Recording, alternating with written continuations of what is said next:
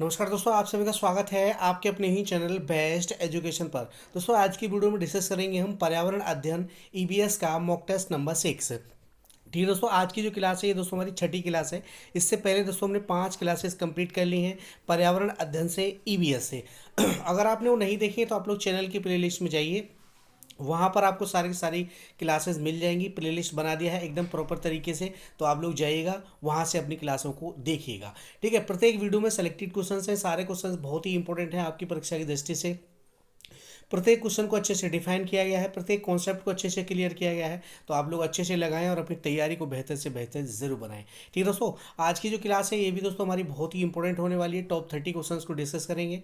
सारे क्वेश्चंस बहुत ही इंपॉर्टेंट होंगे आपकी परीक्षा की दृष्टि से, तो वीडियो को पूरा वॉच करें, प्रत्येक क्वेश्चन को लगाएं और लास्ट में कमेंट करके जरूर बताएं वीडियो कैसा रहा, क्वेश्चंस कैसे रहे, आपका स्कोर क्या रहा, आपने 30 में से कितने क्वेश्चंस को सही किया। बहुत ही ज़बरदस्त और सेलेक्टेड क्वेश्चंस के साथ है, धमाकेदार क्लास होने वाली है, तो क्लास को पूरा वॉच करें, प्रत्येक क्वेश्चन को लगाएं और लास्ट में कमेंट सेक्शन में कमेंट करके जरूर बताएं आपका स्कोर क्या रहा। अगर आप लोग यूपी टेट 2026 की तैयारी करें तो ये वीडियो आप लोगों के लिए बहुत ही हेल्पफुल होने वाली है।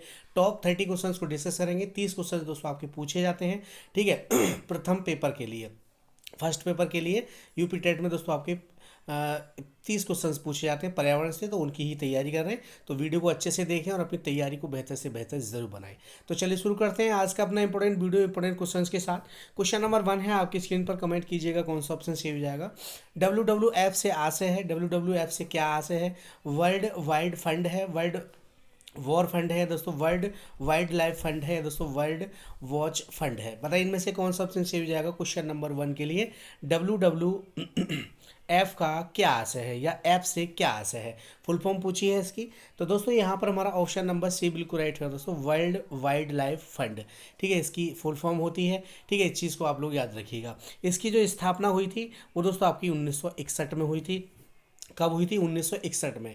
ये दोस्तों पर्यावरण संरक्षण और वन्य जीवों की सुरक्षा के लिए काम करता है।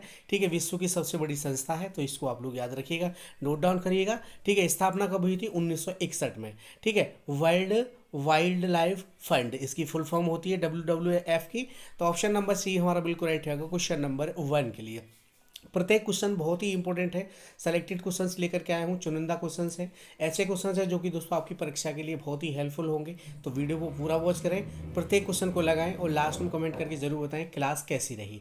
ठीक है, और प्रयास अगर अच्छा लगे तो वीडियो को लाइक और शेयर जरूर कीजिएगा। चैनल पर नए हैं तो चैनल को भी सब्सक्राइब कर लीजिए, साथ में बेल आइकन प्रेस कर लीजिए, जिससे कि सभी वीडियोज़ का नोटिफिकेशन आपको सबसे पहले मिले। वीडियो को शेयर करते रहिए सभी दोस्तों में। बहुत ही ज़बरदस्त क्लास है, यूपी टेट 2026 के लिए रामबाण साबित होगी। सभी क्वेश्चंस यहाँ से देखने के लिए मिल जाएंगी। ठीक है, ये सीरीज़ बहुत ही इंपॉर्टेंट है। ये सीरीज़ हमारी दोस्तों कंटिन्यू चलती रहेगी जब तक आपका एग्ज़ाम नहीं होगा। ठीक है दोस्तों, आज 26 तारीख है, वैसे ज़्यादा समय है नहीं आपके एग्ज़ाम में।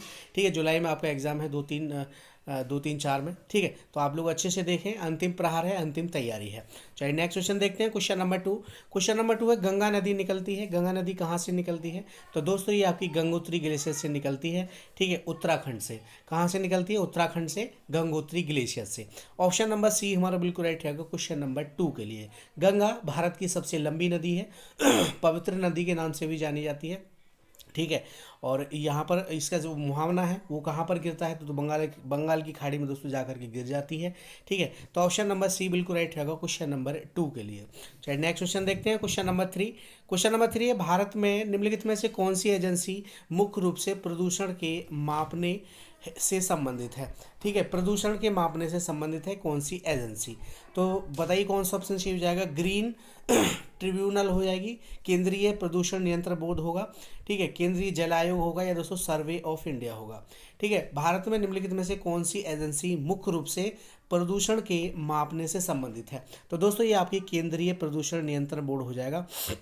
ठीक है, ये प्रदूषण से ही संबंधित है। ठीक है, इसकी जो स्थापना हुई थी वो दोस्तों आपकी स्थापना जल अधिनियम 1974 के तहत हुई थी। ठीक है, 1974 में। तो याद रखिएगा, स्थापना भी कभी कभी पूछी जाती है। तो ऑप्शन नंबर बी बिल्कुल राइट रहेगा क्वेश्चन नंबर 3 के लिए। चलिए नेक्स्ट क्वेश्चन देखते हैं, क्वेश्चन नंबर 4। कोटोपैक्सी एक जागृत ज्वालामुखी है जो अवस्थित है, वो कहाँ पर है? ठीक है, सिसिली में है, हवाई में है, एंडीज में है दोस्तों, रॉकीज में है। तो कोटोपैक्सी जो ज्वालामुखी है ये दोस्तों आपका जागृत ज्वालामुखी है, ये दोस्तों आपका एंडीज में स्थित है। ठीक है दोस्तों, कहाँ पर है? एंडीज में स्थित है, इस चीज़ को आप लोग याद रखिएगा। तो ऑप्शन नंबर सी बिल्कुल राइट होगा क्वेश्चन नंबर 4 के लिए। चलिए नेक्स्ट क्वेश्चन देखते हैं, क्वेश्चन नंबर 5। तिब्बत की सांगपो नदी भारत में किस नाम से जानी जाती है? तिब्बत की सांगपो नदी, तो दोस्तों ये आपकी ब्रह्मपुत्र के नाम से जानी जाती है। ठीक है, तिब्बत की सांगपो नदी भारत में किस नाम से जानी जाती है? ब्रह्मपुत्र। तो ऑप्शन नंबर सी बिल्कुल राइट रहेगा क्वेश्चन नंबर 5 के लिए। चलिए नेक्स्ट क्वेश्चन देखते हैं, क्वेश्चन नंबर 6। क्वेश्चन नंबर 6 है, घास भूमि क्षेत्र के पारितंत्र की खाद्य श्रृंखला में सबसे उच्च स्तर के उपभोक्ता है। ठीक है, सबसे उच्च स्तर के उपभोक्ता पूछा है हमसे। ठीक है दोस्तों, पारिस्थितिकी तंत्र में, खाद्य श्रृंखला में तो सबसे उच्च स्तर का जो होता है वो दोस्तों आपका मांसाहारी होता है। ठीक है, तो ऑप्शन नंबर बी बिल्कुल राइट रहेगा क्वेश्चन नंबर 6 के लिए। चलिए नेक्स्ट क्वेश्चन देखते हैं, क्वेश्चन नंबर 7। वायुमंडल का प्रमुख स्तर जो पृथ्वी तल के नज़दीक है, ठीक है, जो पृथ्वी तल के नज़दीक है, मान लीजिए हमारी पृथ्वी है, तो ऊपर जाएंगे तो सबसे पहले वही पड़ेगा। ठीक है, तो हमसे पूछा है वही कौन सा है? वायुमंडल का प्रमुख स्तर जो पृथ्वी तल के नज़दीक है। ठीक है, तो दोस्तों ये आपका क्षोभ मंडल हो जाएगा। ठीक है दोस्तों, कौन सा हो जाएगा? क्षोभ मंडल हो जाएगा। याद रखिएगा, बहुत ही इंपॉर्टेंट क्वेश्चन है। क्षोभ मंडल, जिसमें दोस्तों आपकी जो मौसम संबंधी जितनी भी घटनाएं होती हैं वो सभी क्षोभ मंडल में ही होती हैं। ठीक है, मौसम संबंधी जितनी भी घटनाएं होती हैं क्षोभ मंडल में होती हैं, जैसे बादल, बारिश, है ना, और आपका तूफान हो गया, कोहरा हो गया, जितनी भी आपकी मौसम संबंधी घटनाएं होंगी वो सभी क्षोभ मंडल में ही होंगी। तो याद रखिएगा, ये क्वेश्चन आपसे पूछा भी गया है। ठीक है दोस्तों, तो मौसम संबंधी घटनाएं किस मंडल में होती हैं? तो क्षोभ मंडल में होती है, ऐसे भी पूछ सकता है आपसे। तो ऑप्शन बी हमारा बिल्कुल राइट रहेगा क्वेश्चन नंबर 7 के लिए। चलिए नेक्स्ट क्वेश्चन देखते हैं, क्वेश्चन नंबर 8। संयुक्त राष्ट्र सुरक्षा परिषद में कितने स्थायी सदस्य हैं? ठीक है, संयुक्त राष्ट्र सुरक्षा परिषद में कितने स्थायी सदस्य हैं? दोस्तों अगर इसमें बात करें कुल सदस्यों की, तो दोस्तों कुल जो सदस्य हैं इसमें दोस्तों 15 सदस्य कुल हैं। ठीक है, जिसमें दोस्तों आपके 5 जो होते हैं वो दोस्तों आपके स्थायी होते हैं। ठीक है, 5 जो होते हैं वो स्थायी होते हैं, और 10 जो होते हैं वो दोस्तों आपके अस्थायी होते हैं। ठीक है, तो इनको भी आप लोग याद रखिएगा। ठीक है दोस्तों, इसमें 5 जो स्थायी होते हैं, यहाँ पर ऑप्शन सी बिल्कुल राइट रहेगा, 5 होते हैं। ठीक है, 5 जो स्थायी हैं वो कौन कौन से हैं? तो वो दोस्तों आपके एक तो चाइना हो जाएगा, फ्रांस हो जाएगा, रूस हो जाएगा, यूनाइटेड किंगडम और अमेरिका, संयुक्त राज्य अमेरिका। ठीक है, ये आपके 5 हो गए। ये दोस्तों आपके परमानेंट सदस्य हैं, ये कभी हटते नहीं हैं, परमानेंट हैं जब से आपका इसका गठन हुआ है। ठीक है, तो यहाँ पर हमारा ऑप्शन नंबर सी बिल्कुल राइट रहेगा क्वेश्चन नंबर 8 के लिए। बाकी जो 10 होते हैं उनका 2-2 वर्ष का कार्यकाल होता है। ठीक है, 2-2 वर्ष के लिए चुने जाते हैं, जिसमें हमारा भारत भी रह चुका है। ठीक है, इसका सदस्य। तो ऑप्शन नंबर सी बिल्कुल राइट रहेगा क्वेश्चन नंबर 8 के लिए। चलिए नेक्स्ट क्वेश्चन देखते हैं, क्वेश्चन नंबर 9। सरिस्का राष्ट्रीय उद्यान अवस्थित है। सरिस्का राष्ट्रीय उद्यान कहाँ पर है? तो सरिस्का राष्ट्रीय उद्यान जो है ये दोस्तों आपका राजस्थान में स्थित है। ठीक है, राजस्थान में स्थित है, इस चीज़ को आप लोग याद रखिएगा। ठीक है, और यहाँ पर गुजरात में दोस्तों आपका गिर राष्ट्रीय उद्यान है, जो कि आपके बब्बर शेरों के लिए प्रसिद्ध है। असम में एक सींग वाले गैंडे के लिए जो प्रसिद्ध है वो भी है आपका दोस्तों। ठीक है, तो इनको भी आप लोग याद रखिएगा। तो ऑप्शन नंबर सी बिल्कुल राइट रहेगा क्वेश्चन नंबर 9 के लिए।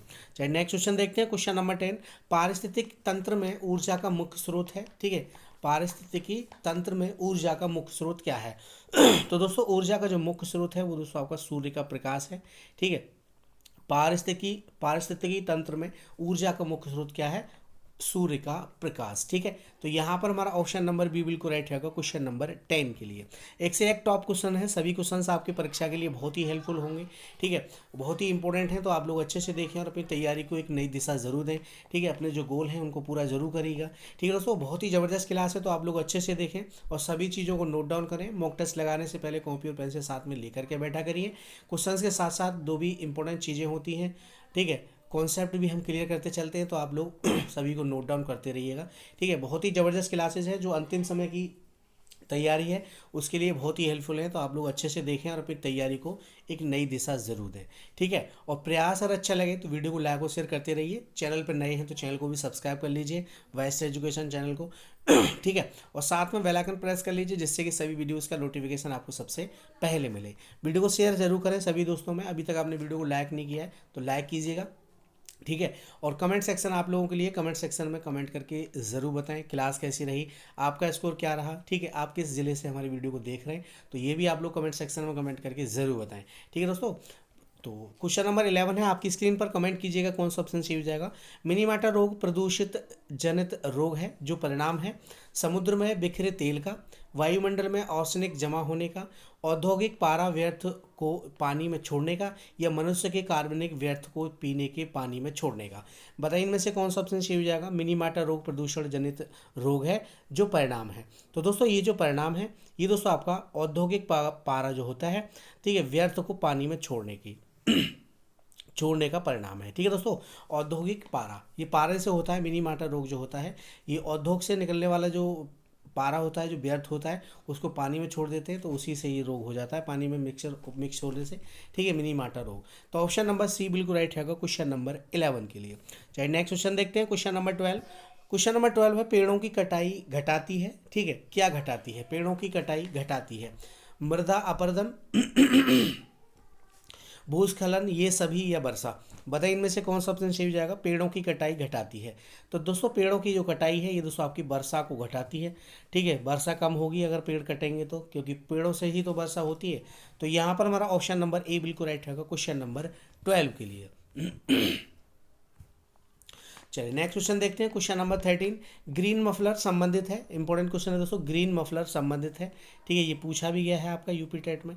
ठीक है, यूपी टेट में दोस्तों आपको ये पूछा गया क्वेश्चन है, ग्रीन मफलर संबंधित है मृदा प्रदूषण से, वायु प्रदूषण से, ध्वनि प्रदूषण से या दोस्तों जल प्रदूषण से। बताइए इनमें से कौन सा ऑप्शन सही हो जाएगा। ग्रीन मफलर संबंधित है।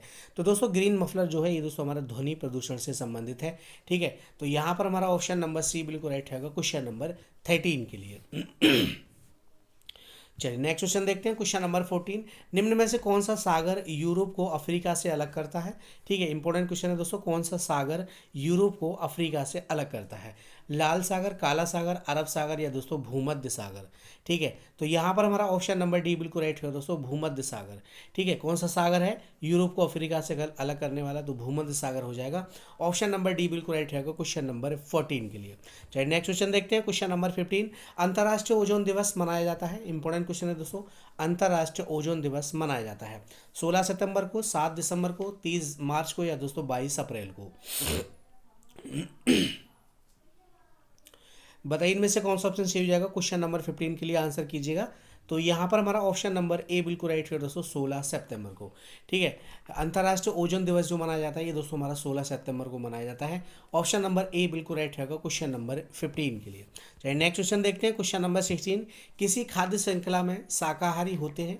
तो किसी खाद्य श्रृंखला में शाकाहारी जो होते हैं वो दोस्तों आपके प्राथमिक उपभोक्ता होते हैं। कौन होते हैं दोस्तों? प्राथमिक उपभोक्ता।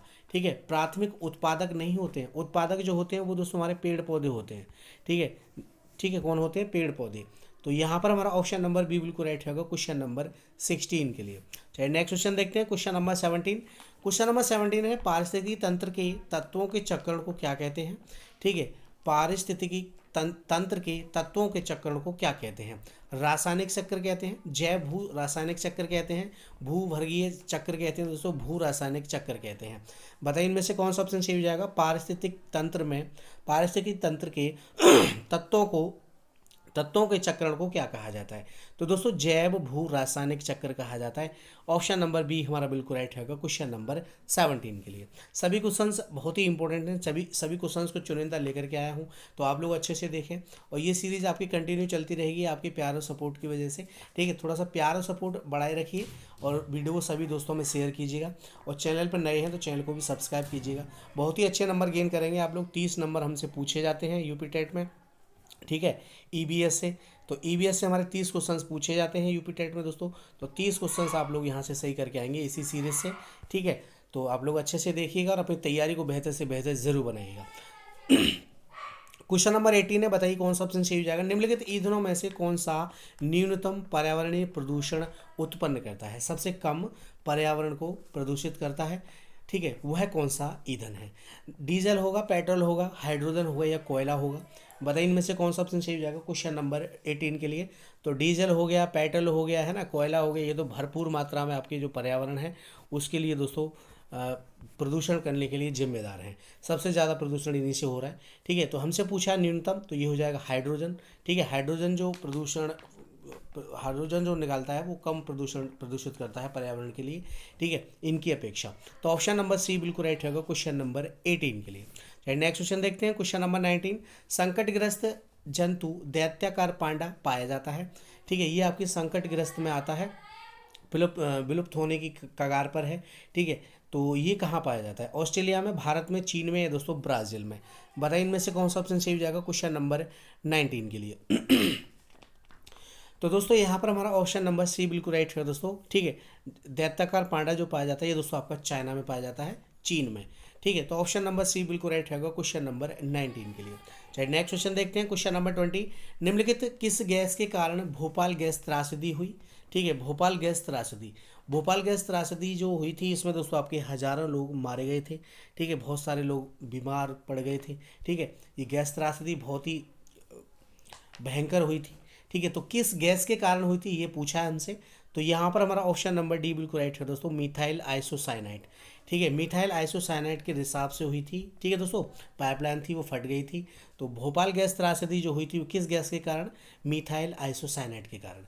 ऑप्शन नंबर डी बिल्कुल राइट होगा क्वेश्चन नंबर 20 के लिए। चलिए नेक्स्ट क्वेश्चन देखते हैं, क्वेश्चन नंबर 21। निम्न में से कौन सा जैविक घटक नहीं है? हमसे पूछा है जैविक घटक नहीं है। पेड़, पशु, मिट्टी या दोस्तों सूक्ष्म जीव। बताइए इनमें से कौन सा ऑप्शन सही हो जाएगा क्वेश्चन नंबर 21 के लिए।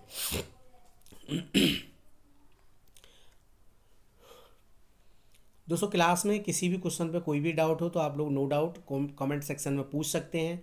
ठीक है, तो दोस्तों यहाँ पर हमारा ऑप्शन नंबर सी बिल्कुल राइट है दोस्तों, मिट्टी। मिट्टी जो है दोस्तों आपका कैसा है? अजैविक घटक है। ठीक है, जैविक घटक नहीं है। ठीक है दोस्तों, बाकी आपका पेड़ हो गया, पशु हो गए, है ना, सूक्ष्म जीव हो गए, ये सभी दोस्तों आपके जैविक घटक हैं। तो यहाँ पर हमारा ऑप्शन नंबर सी बिल्कुल राइट होगा क्वेश्चन नंबर 21 के लिए। चलिए नेक्स्ट क्वेश्चन देखते हैं, क्वेश्चन नंबर 22। भोजन श्रृंखला में प्रथम उत्पादक कौन होता है? ठीक है, भोजन श्रृंखला में प्रथम उत्पादक कौन होता है? ठीक है, उपभोक्ता नहीं पूछा हमसे, उत्पादक पूछा है। शाकाहारी होंगे, मांसाहारी होंगे, पेड़ होंगे या दोस्तों अपघटक होंगे। ठीक है, अपघटक जो होते हैं वो बहुत ही सूक्ष्म जीव होते हैं, वो पर्यावरण के लिए बहुत ही इंपॉर्टेंट होते हैं, वो पर्यावरण को शुद्ध करते हैं। ठीक है, तो यहाँ पर हमारा ऑप्शन नंबर सी बिल्कुल राइट है दोस्तों, पौधे। ठीक है, प्रथम उत्पादक कौन होते हैं? पौधे होते हैं। तो ऑप्शन नंबर सी बिल्कुल राइट होगा क्वेश्चन नंबर 21 के लिए। चलिए नेक्स्ट क्वेश्चन देखते हैं, क्वेश्चन नंबर 23। प्रोजेक्ट टाइगर का उद्देश्य है, इंपॉर्टेंट क्वेश्चन है दोस्तों, प्रोजेक्ट टाइगर का उद्देश्य क्या है? वन संरक्षण। ठीक है, वन संरक्षण, बाघ संरक्षण, जल संरक्षण या दोस्तों मृदा संरक्षण। बताइए इनमें से कौन सा ऑप्शन सही हो जाएगा? Project tiger. प्रोजेक्ट टाइगर की शुरुआत कहाँ से हुई? तो प्रोजेक्ट टाइगर की जो शुरुआत हुई थी वो दोस्तों आपकी जिम कॉर्बेट नेशनल पार्क से हुई थी। कब हुई थी? 1973 में। ठीक है, बाघों के संरक्षण के लिए प्रसिद्ध है, बाघों के संरक्षण के लिए जाना जाता है।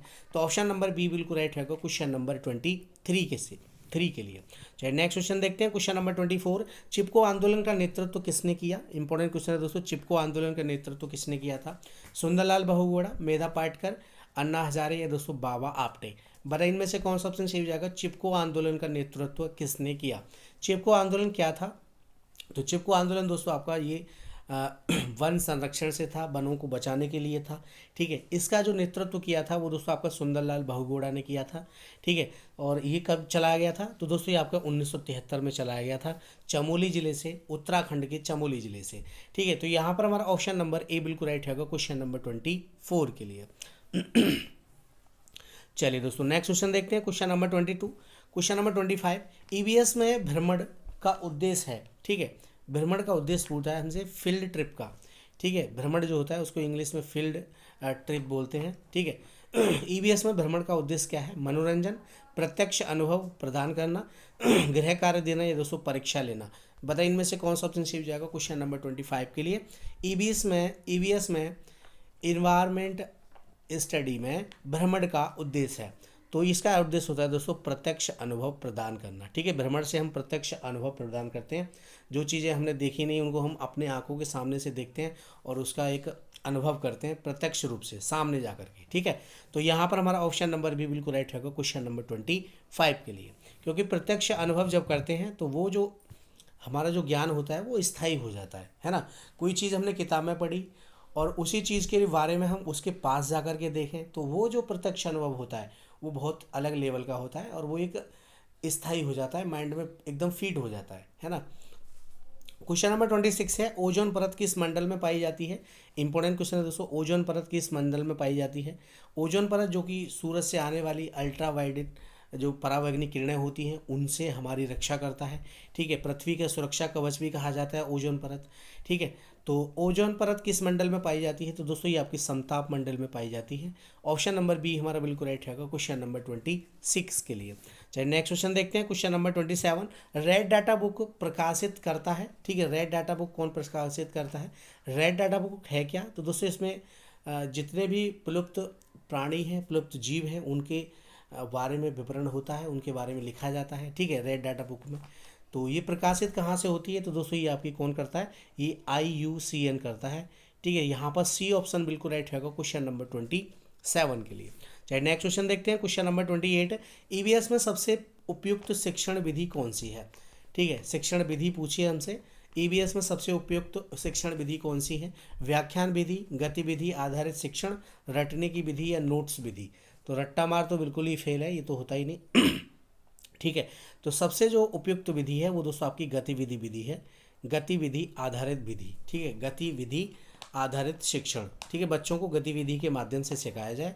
ठीक है, तो यहाँ पर हमारा ऑप्शन नंबर बी बिल्कुल राइट रहेगा क्वेश्चन नंबर 28 के लिए। चलिए नेक्स्ट क्वेश्चन देखते हैं, क्वेश्चन नंबर 29। जैव विविधता का हॉटस्पॉट पश्चिमी घाट किस क्षेत्र में स्थित है? ठीक है, जैव विविधता का हॉटस्पॉट पश्चिमी घाट किस क्षेत्र में स्थित है? उत्तर भारत में, पूर्वी भारत में, दक्षिणी भारत में या दोस्तों मध्य भारत में? बताइए इनमें से कौन सा ऑप्शन सही हो जाएगा? जैव विविधता का हॉटस्पॉट पश्चिमी घाट किस क्षेत्र में स्थित है? तो दोस्तों ये आपका दक्षिणी भारत में स्थित है। सी ऑप्शन हमारा बिल्कुल राइट है क्वेश्चन नंबर 29 के लिए। चलिए नेक्स्ट क्वेश्चन देखते हैं, क्वेश्चन नंबर 30 और इस वीडियो का लास्ट। पृथ्वी दिवस कब मनाया जाता है? इंपॉर्टेंट क्वेश्चन है दोस्तों, पृथ्वी दिवस कब मनाया जाता है? 22 अप्रैल को, 5 जून को, 21 जून को, 21 मार्च को सॉरी, या 16 सितंबर को? बताइए इनमें से कौन सा ऑप्शन सही हो जाएगा क्वेश्चन नंबर 30 के लिए। तो यहाँ पर दोस्तों हमारा ऑप्शन नंबर ए बिल्कुल राइट है दोस्तों, 22 अप्रैल को। पृथ्वी दिवस कब मनाया जाता है? 22 अप्रैल को मनाया जाता है, याद रखिएगा, इंपॉर्टेंट क्वेश्चन है। ठीक है, 5 जून को दोस्तों हम विश्व पर्यावरण दिवस मनाते हैं, 5 जून को, इसको भी आप लोग नोट डाउन करें। 21 मार्च को दोस्तों हम क्या मनाते हैं? अंतर्राष्ट्रीय वन दिवस मनाते हैं 21 मार्च को।